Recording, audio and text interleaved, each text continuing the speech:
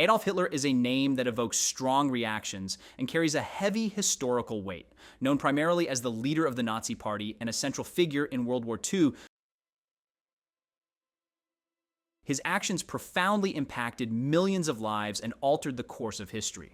However, before he became one of the most infamous figures of the 20th century, Hitler had aspirations of being an artist. His early life in Vienna was marked by a struggle to gain acceptance into the Academy of Fine Arts. And although his artistic career never took off, his body of work remains a subject of intrigue and controversy. This essay delves into the art of Adolf Hitler, exploring the themes, techniques, and the broader context of his work. Adolf Hitler was born on April 20th, 1889 in Braunau am Inn, Austria. From a young age, he showed an interest in the arts, encouraged by his mother. His father, however, envisioned a different path for him, wanting young Adolf to join the civil service. The tension between his aspirations and his father's expectations created a turbulent environment, which would later influence his worldview and artistic endeavors. In 1907 and again in 1908, Hitler applied to the Academy of Fine Arts Vienna but was rejected both times. These rejections were devastating for him, as he had hoped to make a career out of his artistic talents. According to records from the Academy, his work was deemed to lack the necessary depth and skill, particularly in rendering the human form. This feedback would shape the direction of his subsequent works, which focused more on architecture and landscapes rather than people. One of the most notable aspects of Hitler's art is his fascination with architecture. Many of his paintings and sketches depict grand buildings, intricate facades, and detailed street scenes. This focus can be attributed to his desire for order, structure, and grandeur, elements that would later be reflected in his political ideology. His architectural renderings often showcase a meticulous attention to detail, suggesting a longing for precision and control.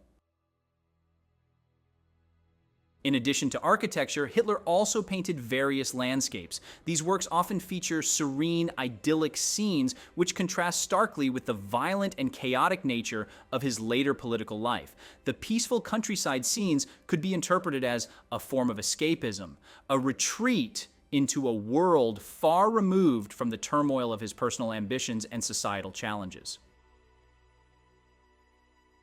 A striking characteristic of Hitler's art is the notable absence of human figures. When people are present, they are often secondary to the buildings and natural elements in the composition.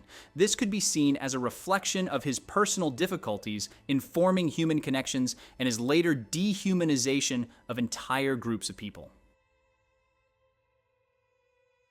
A striking characteristic of Hitler's art is the notable absence of human figures. When people are present, they are often secondary to the buildings and natural elements in the composition. This could be seen as a reflection of his personal difficulties in forming human connections and his later dehumanization of entire groups of people. Art critics and historians often critique Hitler's technical skills, pointing out that while he had a grasp of basic techniques, his work lacked the emotive power and innovation seen in the works of his contemporaries. His use of color and perspective was competent but unremarkable, which might explain why he failed to gain acceptance into prestigious art schools. Despite the critiques, Hitler's art does display a significant attention to detail, particularly in his architectural pieces. The precision with which he rendered windows, doors, and other architectural elements suggests a disciplined approach to his art. However, this meticulousness often came at the expense of creativity and emotional expression, making his work appear somewhat sterile and lifeless. As Hitler's political career began to take shape, his views on art became increasingly intertwined with his ideological beliefs. The Nazi regime promoted a specific type of art known as Kunst des Volks, or art of the people, which was intended to reflect Aryan ideals and promote Nazi propaganda. Modernist movements such as Expressionism, Cubism, and Surrealism were condemned as degenerate art, and many artists were persecuted or forced into exile. Hitler's personal taste heavily influenced the Nazi regime's artistic policies. He favored classical and neoclassical styles that emphasized clarity, order, and idealized forms. These preferences were evident in the regime's architectural projects, such as the Nuremberg rallies and the reconstruction of Berlin into the envisioned world capital, Germania. The primary controversy surrounding Hitler's art is the ethical dilemma of separating the artist from his atrocities. Some argue that his paintings should be viewed purely as historical artifacts, devoid of artistic merit.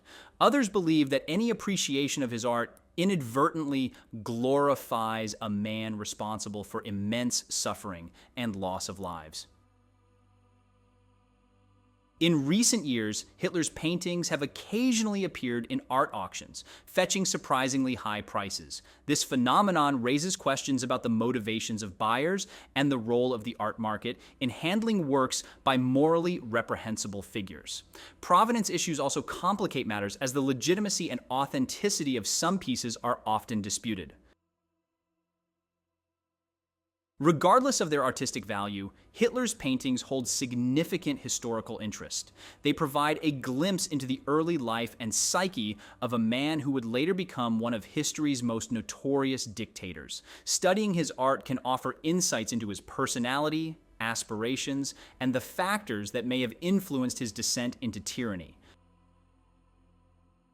Today, Hitler's art is mostly viewed with a mix of curiosity and revulsion.